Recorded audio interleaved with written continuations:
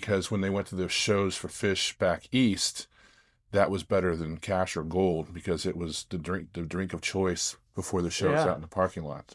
So with that, that's a segue into you're going out of town tomorrow, but Raul and I are going down to a bar to talk about Bourdain Day, which might be our first official sanctioned event. Hell yeah. Backed by Jameson Black Barrel. Bourdain was in town 10 years ago or so, filmed at this location, and we're going to make it a day of day drinking and giving a little tipple to the man that was the travel raconteur. I am not a huge Phish fan. I like Grateful Dead. I saw Jerry back in the early '90s or late '80s.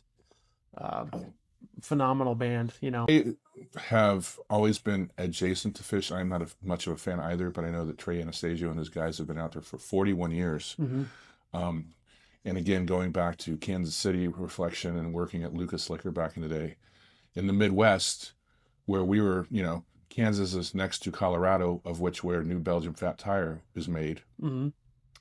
I always remember being in summertime, like people with longer hair and a lot more tie-dye in their wardrobe than I Hmm. would come into the liquor store and buy cases of Fat Tire at the time. Yeah.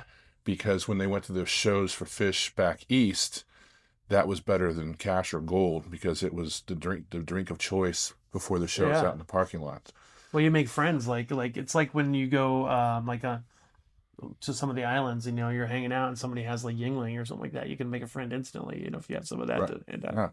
Well, that just goes back to what we were talking about earlier about how the big three breweries really just kind of ruled the land back in the day. Yeah. Nationwide. I mean, obviously you have smaller breweries like Hams or whatever back in the day, but Yeah, I don't think you probably paid for a meal or lodging if you showed up with like 6 cases of Fat Tire back in the day, hell yeah. somewhere in the Northeast or whatever. And then Grateful Dead transcends all of them, I guess. So.